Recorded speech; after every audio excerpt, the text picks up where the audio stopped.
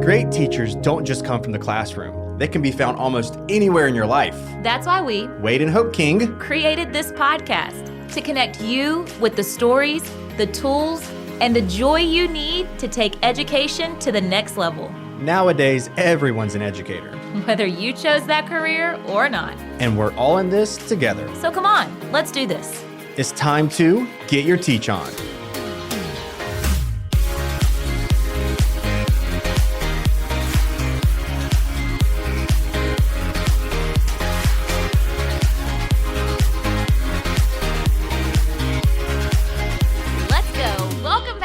Another episode of Get Your Teach On podcast. I almost said new EDU podcast, but if you've been listening with us for a while, you know that during this season, we decided to change our name, streamline everything. So same podcast, new name, same host usually, but today, everybody, you're not hearing a familiar voice that you typically hear on the podcast, and that is my husband, Wade's voice. That is because we had this all planned out, ready to go, and then life happens. And so we have first of all, we have been in the process of moving. Just to give you some background information, last night was our first night in our new house. We also have 10 people coming over today as part of our Get Your Teach On team because we are working on a project this weekend. Stuff is everywhere. Life is crazy. And so in true fashion, when life gets crazy, kids get crazier. And so our 2.5-year-old is having a massive meltdown upstairs as we speak. So I told Wade, I said, it's your job today. Tag, you're it. Here we go. I'm going to go have fun with our friend Daniel, record a podcast. Let me know how this turns out. So Wade is upstairs with our teenager. I call him a teenager. But I am so excited to be here with another episode today with our good friend Daniel Patterson, who joined us for our last episode, focusing specifically on mental health. This is a topic that we want to hit on a lot. We have a lot of different facets and a lot of different ways that we want to go about discussing teacher wellness, mental health, especially as we head back into a new school year, a new school season. So help me welcome back to the podcast, everybody. Now for the second time, Mr. Daniel Patterson himself. Welcome back, Daniel. Hey, thanks for having me. I am back twice in a row. I'm happy to be here.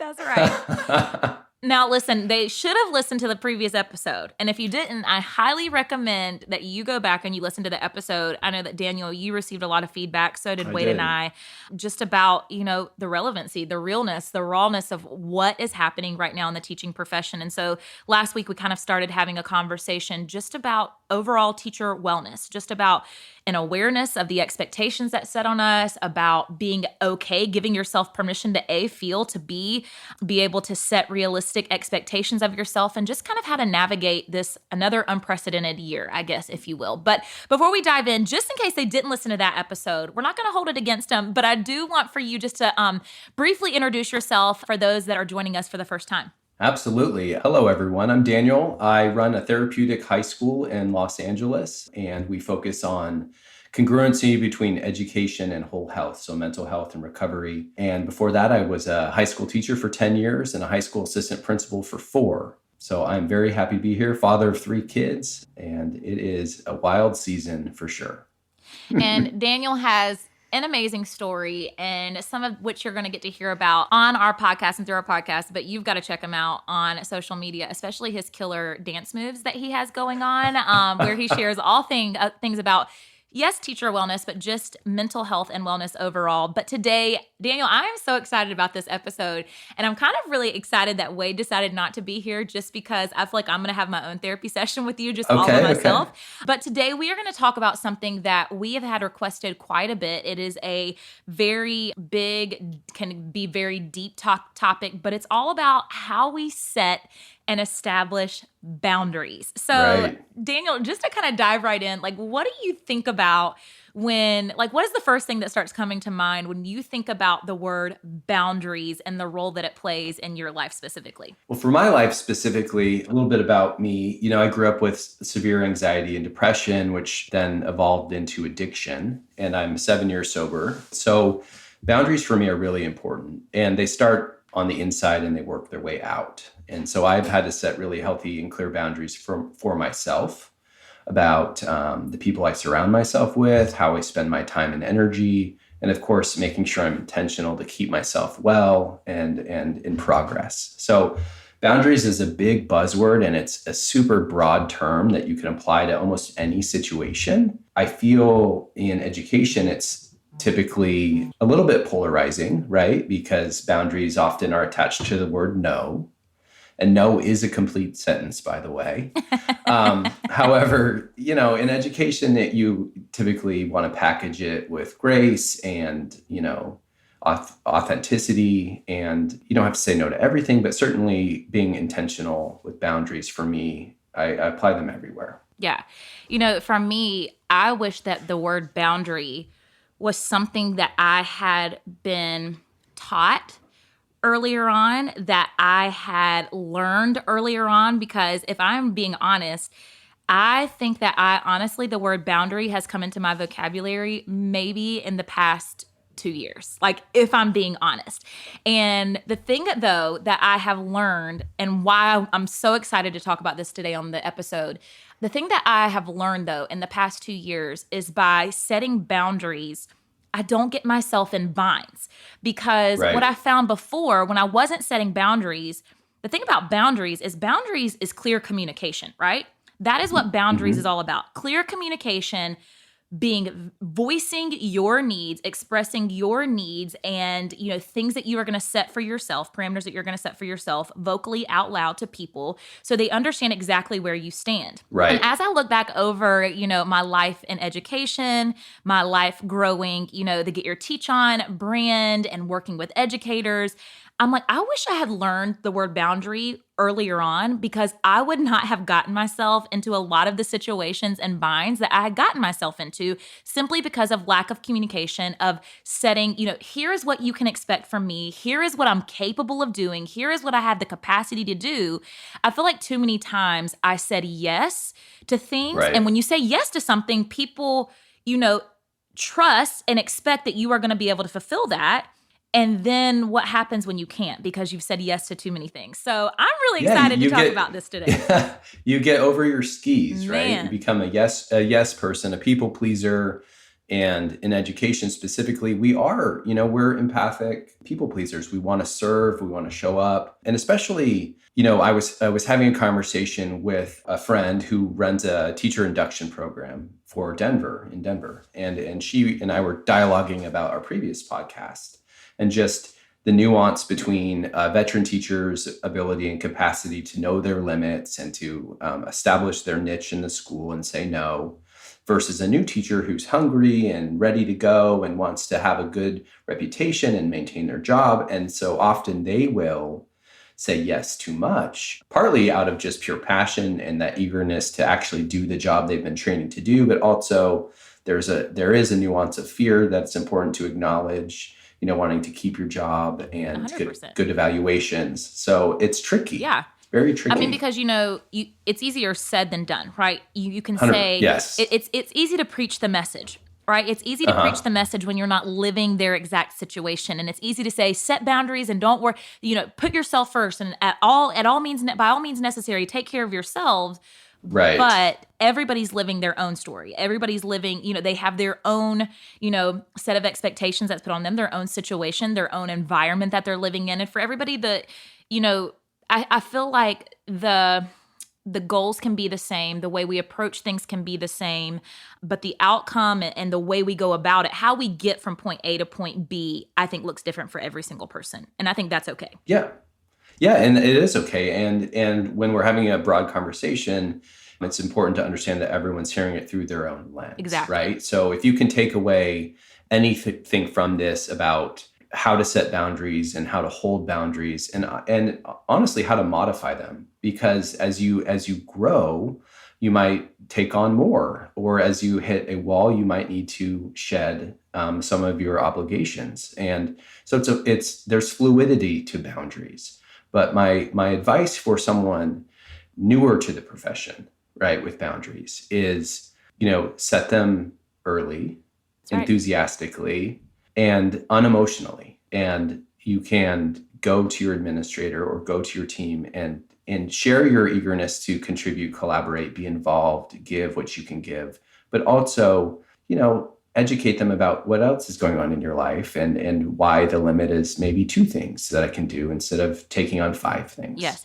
I got to capitalize on something that you just said because it spoke like my spirit, just like I felt it. I was like, what you said was communicate them early, and you directly tied that to unemotionally. And here is what has been a lesson for me is that when we don't communicate them early, what happens is we try to live up to everyone's expectation of us, which then exhausts us, which then frustrates us, which then makes us feel guilt. All of these emotions are piling on, which ultimately then I get to a place where I'm like, I can't take it anymore. And then emotions get involved. And that is when arguments happen. That is when falling outs happen. That is when all of these negative things that we never intended and are certainly not our heart, not our character, but it's because we didn't set boundaries early enough. And it got to a point in time that we couldn't take one more thing. And so the way in which we react is filled with emotions versus being able to remove that. And I think that is one of the biggest things and one of the biggest, I guess, pros of setting those boundaries early on. Right.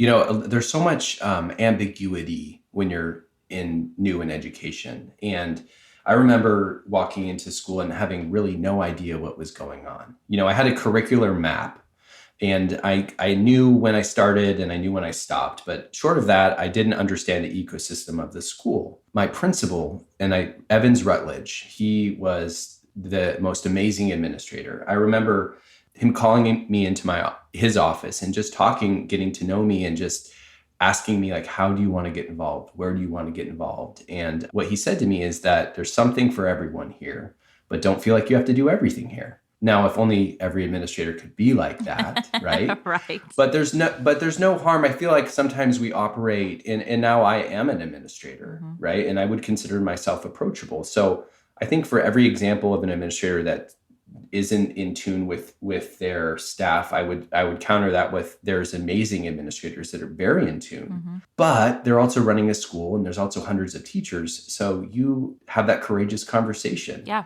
Be brave, be bold, be confident, and not aggressive, but you can certainly go in and just get to know them and establish some boundaries through casual conversation. Yeah. And you kind of started this conversation by talking about new teachers, but honestly, this is new teachers, this is new roles, this is new schools, this is a new grade level. Just because anytime you're doing something new, you always feel as though you're going in there and, oh my goodness, I only have a certain amount of time to establish my reputation. And the way that I do that is to say yes to everything. But what we end up doing is giving everyone a false idea of what we're capable of. And then what happens, and that's why I love that you really emphasized, set those boundaries early on. Actually, I think it speaks to your character when you are able to sit down and say, okay, I'm new here, or we're new here, or we're all in this new project together. Let's all sit down and have a direct, a specific, and open conversation about our needs, about what we're capable of doing, about what we have the capacity to do. Because what that does is it sets very clear limits. It sets very clear lines. And then when people cross those lines, you're able to say, whoa, let's have a conversation. Remember when we discussed? And that gives you some foundation versus what happens if you go in there and you say yes to everything. People are just going to assume that you have the capacity to do that. They're not going to think that you're superhuman. They're just going to assume that that's what you have the capacity to do. So be very careful when you are in a new situation, whether it be you're a new teacher, you're in a new school, you're in a new position, of feeling as though your reputation directly has to be associated with yes. Because honestly, those are the people that I'm kind of like, now that I'm later in the game, Daniel, now early on, I felt a little bit differently, but now I'm like, how long is this going to last? I'm kind of questioning how long they're going to be able to keep it up versus I so appreciate and respect people's honesty. I talk all the time. I've probably said it 10 times on this episode, but Lanisha Tab is somebody that I respect so I was just going to bring this incredibly much because listen, first of all, let's go ahead. If you don't know Lanisha Tab, she's one of the most phenomenal educators that I know. Okay. Effective, the way that she implements things. She's innovative, like you name it, and she fits that category. But let me tell you what she also does. She says no better than anyone that I know, right?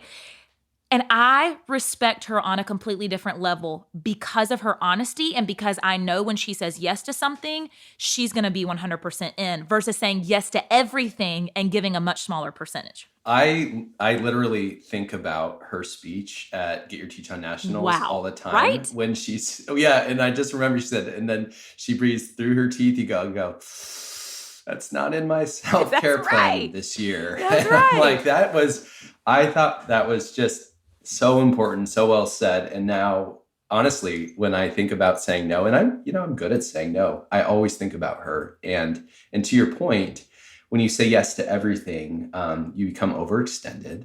There's no real expectation that you should have personally that you will fulfill that to the best of your ability. That's right.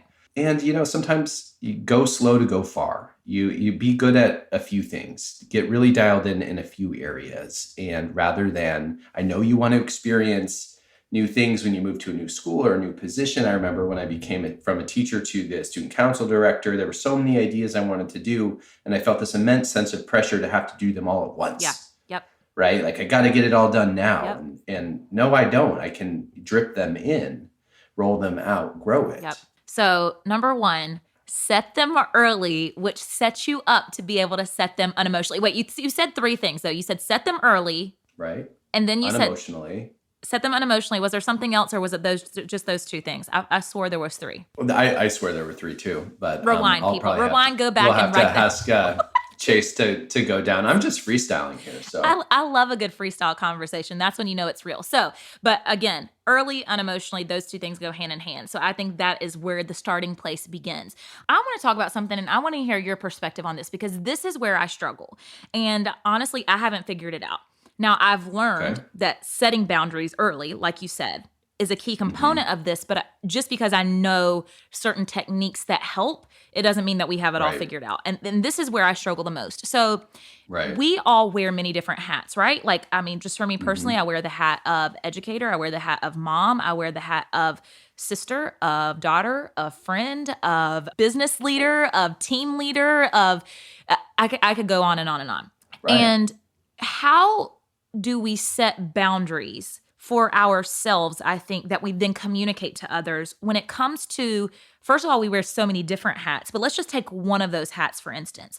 Get Your Teach On, right? So obviously, I co-founded Get Your Teach On. I am the leader of Get Your Teach On. And with that, first of all, so honored to even be able to sit in that chair and wear that hat. But with that, especially when you're talking about, teams and leading teams or having, people that you are setting and establishing their roles and monitoring that. I struggle with, first of all, within that specific hat that I wear, right? I am a presenter, but we have presenters. So obviously I want for my presenters to feel seen, valued, appreciated like no other, right? I want for my team to feel seen, valued, appreciated. Then when we have these conferences, we have, for national conference, Daniel, we had over 100 Magic Squad volunteers who are educators from all across the nation that come, they give their time to serve other educators. I want for them to feel seen, valued, appreciated, loved on. I want for our attendees, I love being able to meet them, to be able to have conversations with them, to be able to talk to them about their teaching journey. I want for them to feel seen, valued, appreciated, loved on.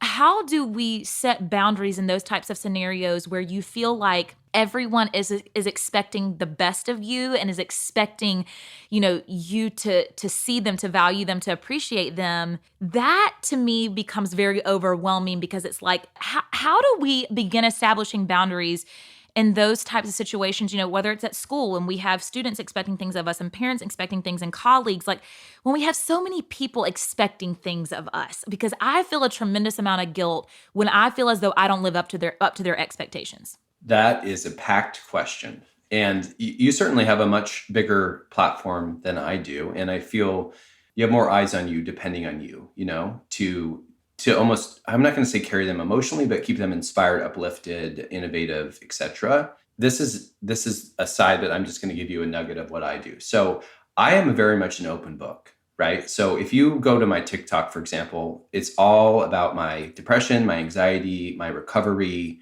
I mean, I'm literally just giving it away. There's nothing I won't say. I'll talk about the medicine I give, I take, all of it.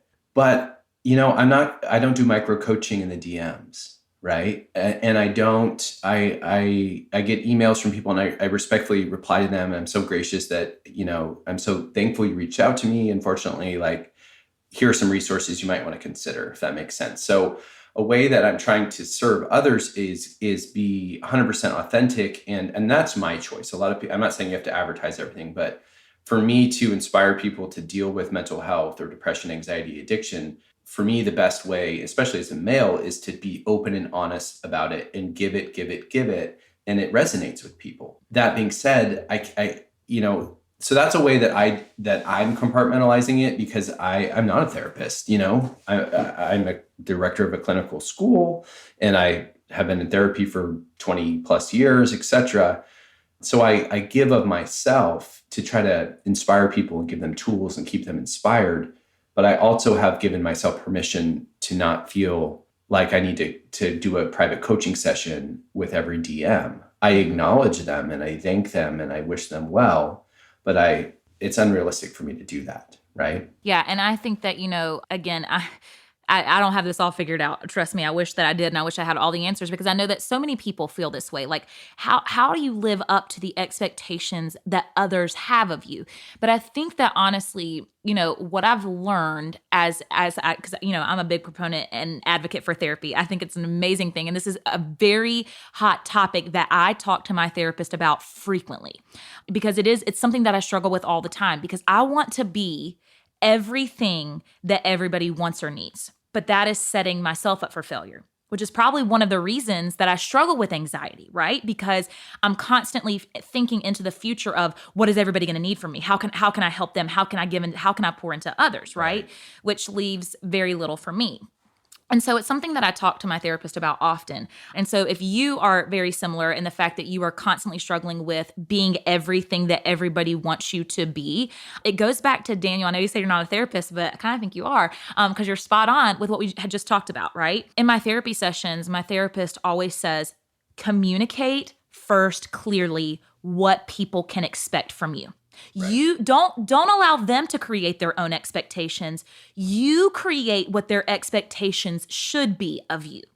And he said the only way that you can do that is by clearly communicating your boundaries. So he said, when you're bringing someone new on the team, or when you have a new team member, or you have a new presenter, or you have a new magic squad, or whatever it may be, he said the best thing that you can do is when you're welcoming them onto the team, you let them know what they can expect from you.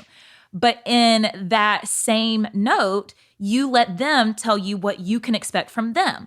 And then you're setting these parameters for open communication, clear communication of what the expectations can be. And I just thought that was so powerful when he said, don't allow others to create their expectations of you. You create what their expectations can be for you. Absolutely. If you don't control the narrative controls you. Bingo. And when... I think there's so much fear of, confrontation. Yeah. And I think there's such a difference between confrontation and communication. Confrontation is a byproduct of no communication or poor communication. So when I think of all of the Rolodex of conflict I've had, which has been, quite sexy at times, I've gotten myself into a few predicaments. It was always like compounding interest of, not communicating my feelings, not setting expectations clearly, or me wanting too much from other people, right? Yeah. Like me becoming codependent on other people. That's or good. So, wanting validation and feeling overwhelmed that it wasn't fair. I was like putting too much on them. So it's not just like, oh, people come at me and I'm like, no, I found myself in situations where I've had to take a step back, or I've had somebody say, look, I'm down to help you. I really like you. I appreciate you, but I don't have time. And then my feelings were hurt, right? But I understand, because there wasn't upfront communication, which then led to conflict or disappointment or, feeling of betrayal, even though it really wasn't. Yeah. And I think that when you begin setting boundaries for yourself, that opens doors for you to be able to help others establish and set boundaries for themselves as well, right? For like when you see people who, Chase is a great example of this, and he's sitting right beside me, and he's probably thinking she's going to talk about me at some point in this episode. He is such a yes person, and we've always appreciated that and valued that so much with him. But when you are in certain relationships and you understand the value that boundaries have, you can then say to people, no, you don't need to do this. You don't need to take this on. You don't need to have this responsibility. Right. Even though you might want to, even though you start recognizing other people's capacity and having and setting realistic expectations for others around you, which I think is part of a healthy community, right? You don't want to have a community where you're like, okay, I'm going to set boundaries for myself, but I'm going to expect the world out of everyone else. And I think that's what you're talking about right now is, recognizing when you expect too much of one another. And when you're talking about, community is such an important piece just of mental health and wellness, right? But making sure that it's a give and take, that it goes both ways. Right. I think that's a perfect way to look at it. And companies and organizations and schools have organizational charts, right? If you think about it, and try setting one up for your life. Yeah. It can feel really overwhelming when you have different facets, different buckets that you need to keep filled, right? So for me, my job as a principal, as a speaker, as a husband, as a father, as a friend, and then time for my own self-care, which is really, really, I would say, high stakes in the long term for me. And where am I investing too much, and where am I not putting in enough? And I work a lot, right? Building a company over the last 6 years and writing 2 books and traveling and having 3 kids. There was a time when I was, working too much, way too much. And same. And I hear kids. I work with teenagers, and oftentimes they'll tell. I'm going to give an example of 2 teenagers with the same scenario. They both have parents that travel for work and who are gone a lot. Student 1 never quite knows when their parents are coming or going. They don't have like a set parent date or parent check-in time with that parent. And when they talk to me, they're like, my parents are never home. They're always gone. Student 2 parents travel just as much, right? They're gone. They're equally busy. And that child knows that child will say that my parents travel, but they feel connected. Why? Because they have a scheduled, reliable, predictable point of connection. And so even if you can't, it's impossible for us to expect you to give the same amount of percentage to the different parts of your life. But whatever you're going to give, make it scheduled, reliable, structured to the best of your ability. Even if that's only 5% of your time, that 5% of your time is very meaningful to the people who are receiving it if you give 100% of yourself during that 5% of your time. That is powerful. And, you and I both reached out to people on social media and let them know that this was going to be our topic of conversation today, and what questions did they have, or what tips, or what are they struggling with? It's not even so much about questions. Let's just hear your story. What is your story? What are you struggling with? And one person specifically said, how do I allow each member of my family to feel seen, to feel valued, to feel appreciated, loved? And I think you just hit it. It's about saying, I can't give you, it's not about the quantity of time. It's about the quality of time. And I think that so much of that is being present. What you just discussed and the scenario that you just gave is about being present. And even if it's a short amount of time, even if I can only talk to, let me just give this example, which I talk to my mom 100 times a day, but even if I can only talk to, a family member, my mom, 1 time a day, I'm going to make sure that at that time, whenever that time is, that I'm not trying to multitask. I'm not trying to clean the house while I'm talking. I'm not trying to take care of Maverick while I'm talking. I'm not trying to work on a project while I'm talking. Right. Because then I'm probably not actually even hearing what it is that she's saying. And people know. People know when you're listening, when you're present, and when you're multitasking. And, I think that for so long as educators, as moms, as whatever our role is, we're like, oh, I'm a great multitasker. I don't really think that's a compliment, because I think multitasker is saying, but I'm never present in one specific moment. I'm never giving one thing my undivided attention. And the people that we care about deserve our undivided attention. And, that's one thing that I've had to be intentional about is, especially with Maverick, especially with, being a working mom, and which, by the way, praise the Lord that I'm a working mom, because Daniel, I have been with Maverick now we traveled some, but we've kind of been on summer, right? And so he hasn't been at school, and I'm like, somebody send this child back to school, please. I am not made. It is not in my DNA to be a stay-at-home mom. That is not how I function best. I love my son I show up well for him when I'm able to get away from him some. That's beside the point. But when he is in school and, he comes home every day at, between 3:30 and 4, I try to be very intentional about my time with him. And that means putting my phone to the side. Another person that I look up to so much, Amelia Capitosta, she's one of our Get Your Teach On presenters, amazing educator. Let me tell you, I know when I text her, I'm not going to hear back from her, because she has hours set aside where she sets that phone down and she does not pick it up. That is her family time. That is her time that she is present in the moment. I'll hear back from her at like 12 in the morning. And I'm like, oh, typical Amelia, because that's when she picks her phone up to actually, she's a night owl. And so, I think that that's how we make people feel special, is it's not about the quality or the quantity of time that we can give them.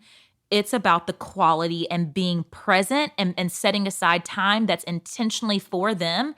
People respect that and people appreciate that. Absolutely. And during the pandemic, March, April of 2020, when we had all 3 kids at home, I was really struggling with working. My wife and I both working with 3 kids at home. And so I actually reached out to a parenting coach, who specializes in littles.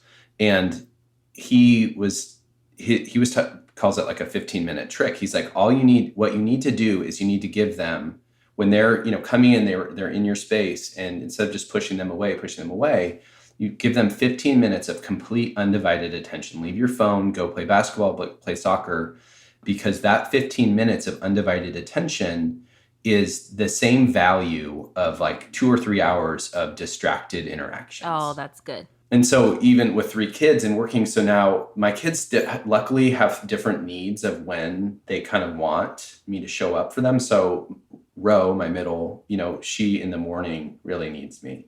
And then Silas, who's the youngest, in the afternoons, we play tennis or basketball in the backyard. And then my oldest, it's always at the end of the day, like a tuck in, and we read and we talk, right? So there's different ways. And these are like 15, 20-minute increments of time. I'm not saying I ignore my kids, but I'm saying I'm giving them individual full attention in those moments. And that helps me stay connected, and it also helps them stay connected. Yeah.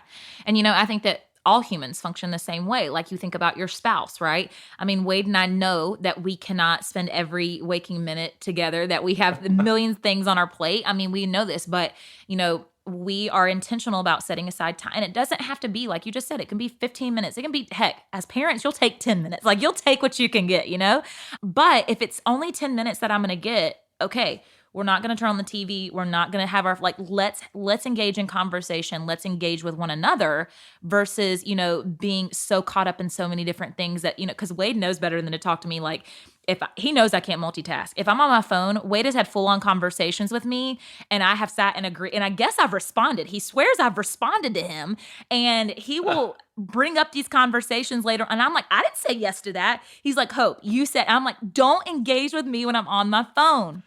But I think that is perfect example, of what does that intentionality behind the time that you're investing actually look like.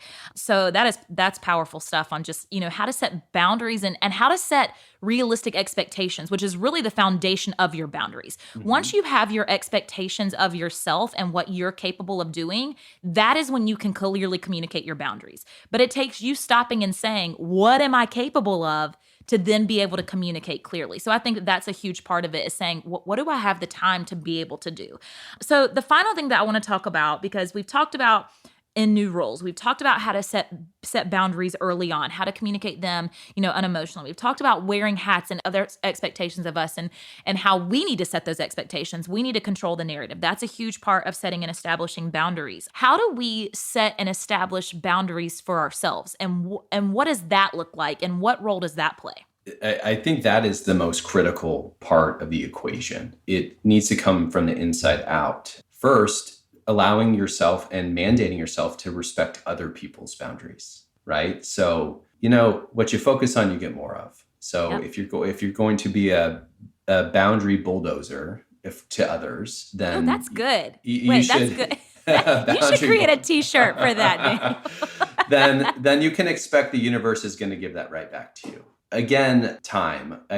Capturing time. This goes back to capturing time. For me, some of the boundaries that I have to set for myself is I know that I need time alone. Mm-hmm. So I get up really early. I get up at like 5 a.m., right? So that I can have coffee and I can sit in this chair I always sit in complete silence. I need that time, and I make that time, and I'm tired, but I'm going to do it when I can because I know that it sets the tone for the day. So we think setting boundaries for ourselves, I would also say like what maladaptive coping skills. Let's say you have 30 minutes, 40 minutes of downtime at the end of your day, at the end of your night. How are you using that time? And I'm not, shaming anybody. If TikTok is your thing, like last night I was just on TikTok just forever. Right. And that was how I decided to. We won't make you check your screen time hours, Dan. Yesterday would be off the charts. Okay. And that's a choice. But, my choice also used to be after work and being everything to everyone and was drinking. And that was a coping skill that I employed that I've since replaced with taking a walk. At like around 8 p.m., I'll take a 45-minute walk around the neighborhood. Not to, like speed walk or anything, just to settle down and have some time to reflect. So I think setting boundaries for yourself starts with respecting those of others. Yep. And understanding that you control what you can control. So, if you only have 5 minutes, then maybe be intentional and download the Calm app. It's free, and do a 5-minute meditation and see how it feels. Yeah. Yeah. So. Yeah, I mean, because, for me, obviously struggling with anxiety. And recently, and, since the pandemic hit, really facing depression for the first time. And so for me, one of my biggest things, and Wade, you got to have that accountability partner that calls you out. But for me, just mindlessly scrolling social media, I find myself hours at night, and then I'm exhausted during the day. And, part of that is recognizing oftentimes that habits that are controlling us that we don't even recognize. But like you said, finding some way, a healthy way to replace the things that we struggle with. And so, obviously like you said, it's a choice. I don't need to be scrolling social media hours on hours, endless at night. So how can I replace that? And what can I fuel myself with that looks different? And so I think that, setting boundaries for myself when I get in bed at night, I allow myself, 10 minutes to look at my phone. And then after 10 minutes, it's plugged in, and it is plugged into where I can't even access it. I can't even reach it because, if it's within my reach, what is my habit? I'm going to reach for that without even thinking about it, That's a pro tip. I have to charge my phone on the floor across from my room because my hands will be like, come to me. Same. Busy mind, busy hands. I mean, that's just part of it. And so, I think that it's recognizing, like you said, what are the things that we need to set and establish boundaries for ourselves, and then putting things into place to make sure that we are holding ourselves or able to hold ourselves accountable to the best of our abilities. Because personal boundaries are, like you said, the foundation of then being able to set and establish outside boundaries, in other relationships and other roles that we play, which is definitely critical. So. And on the topic of depression, I know we need to wrap up here, but just, my depression has been exceedingly challenging in the last 18 months, to the point where I hadn't been on medication for 3 or 4 years, and I went back on it, and I'm constantly adjusting my meds and, learning to be patient with myself because on paper, I have no unmet needs. And so there's no reason I should feel depressed, right? And if I get into that thought loop, then say that again. Then I will seek external, dopamine in like TikTok or Instagram or whatever, or even get into like that negative space where then I start like picking apart people or gossiping, right? Like or overworking, or the list can literally go on. Yeah. So just, I've had to learn to be really, really patient with myself. And, even earlier this week, I took a day off and I just watched US Open tennis. Yeah. And was on the couch. And I just had to give myself permission to do it because in that spirit, like that's what I needed. And old me, the boundary would have been like, get up, don't do it. Don't, so it's kind of like learn to Right. rest, not quit. Right. Oh, that's good. Yeah. That's extremely powerful. And you're so right. And I'm not great with patience. Like I'm just not. I'm not great with patience in others. I work fast. I like for things to be. I'm a very like type A person. I don't like for my time to be wasted. That's just who I've always been. But in this season specifically, I have learned the value and the payoff of patience, and being, like you said, I feel like me being able to give other people my patience is by me learning to give myself my patience first, and the way that I treat myself. And being patient is so important, and when we're talking about boundaries, when we're talking about setting and establishing boundaries, there is no perfect solution. There is no one right answer. This is a constant reflective state that we have to be in. Have I set and established boundaries? Have I followed through with those? Have I held myself and others accountable to those? It's a constant growth pattern, right? And there's always ways that we can grow and do better at this. And so, I think that for anyone, it's the first step. And it's setting one step, and it's setting boundaries in one area of your life. Right. And then, like you said, being patient to see the payoff. And then, once you have that established, letting that bleed out into other areas. But by saying, listening to this podcast episode and saying, I need boundaries. And then you go and try to set boundaries, you're going to forget what boundaries you even set. And then you have too many boundaries out there, right? So I think it's, again, being realistic with what boundaries you want to set, and then being able to follow through with those, because that's where you're going to see the payoff and the growth. Yeah, the fortune is in the follow through. And John Wooden, basketball coach, always said one of his sayings I love is, be careful how many rules you set, because you have to enforce them. Yes. And that's the same with boundaries. So you don't need to be a boundary beast and take this podcast and be like, listen, everyone, that new me, right? You can just do a new day, new me. Yeah, new day, new me. Like boundary police, pull over. No, just with awareness comes responsibility. So if in your heart, you need to set a boundary somewhere, make a slight adjustment that is attainable, and let that inertia, that momentum evolve into organic growth in other ways. That's great. Daniel, I think that you need to either write a book or have a journal, because you've got boundary beast, you've got boundary bulldozer. I feel as though you can keep going with this. Like, this is something, you are on to something, and you heard it here first, people. So there it is. Well, I love talking about this. I love speaking with you. I'm so appreciative of your ability to use vulnerability of your own story as a tool to help others. And I feel very blessed that we connected. Well, I learned that from you, Dan, that you have played a huge role in that, because, we have spoken about just the inspiration that you provided us with, just being raw, being real, putting it out there. And part of, my ability to be able to even set some boundaries has been by seeing you lead by example. And, I respect you on so many different levels, but most certainly on the level that, you create a space for people to, number one, feel safe, and number two, recognize that they can show up authentically. And I think that there is so much power in that. And that has been such a huge part of who Get Your Teach-Ons become as well. A space, a place for people to show up authentically. And Get Your Teach-On has always been a joyful place. Like, I'm not going to lie. You've been around, you've been to several Get Your Teach-Ons, and it's always been a joyful place. But I actually talked about this on social media the other night. This last conference that we had, and I'm sure that a lot of it had to do with the fact that it was coming off of a pandemic and teachers being reunited. Like, I'm not putting that to the side, but the joy of that conference was something that I've never experienced. And I feel as though the main cause of that joy was that our team, and I'm not speaking about myself, like, I want to make it clear, I'm talking about our team, you, our presenters, like everyone involved, created a space where people knew it was 100% acceptable. It was 100% welcome to show up authentically in whatever you're feeling in that moment. And from that safe space, authentic joy began to happen. And it was just such a beautiful thing to see. And that is what I love about authenticity. You can show up authentically being depressed. You can show up authentically struggling with anxiety. You can show up authentically struggling with all of these big feelings that a lot of people would see as negative emotions. And even in those big feelings, what we saw at Get Your Teach On is there is an incredible amount of joy.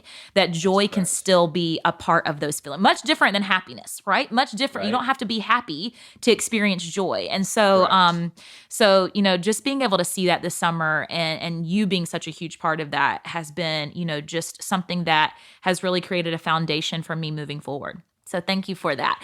Well, we are going to wrap it up for today's episode. Daniel, once again, thank you for showing up, for giving us, so much wisdom in the work that you have done, because you research, you study, you do this work, you live this work every single day. And so we're just so grateful that you share your bits and wisdom and allow me to just kind of blabber on and talk my way through my problems. So thank you for that. If nothing else, I hope that other people learn through my problems. But thank you for tuning in. And we hope that, that this platform, this podcast becomes a safe space for you, a safe space that even if you don't feel as though you can talk to others in your community, that you can show up raw, you can show up real, you can show up authentic, and you can recognize that what you're feeling, you are certainly not alone on the journey. So we hope that you continue prioritizing yourself, finding ways to set and establish boundaries. And again, if you didn't listen to last week's episode, I'll get it out at some point, of Get Your Teach On with Daniel. Make sure you tune into that, because again, setting these priorities, yourself as a priority, setting and establishing these boundaries early on is going to be huge payoff for us this year as we create education to be a sustainable profession for us moving forward. So we hope that you guys have an amazing week, everybody, and we will see you next week for another episode of Get Your Teach On. Bye, everybody. Get Your Teach On is hosted by me, Wade King. And me, Hope King. Cameron Berkman is our executive producer. And edited by Andrew Weller, with production support from Sterling Coates and Chase Mayo. The Get Your Teach On podcast is a 3% Chance production.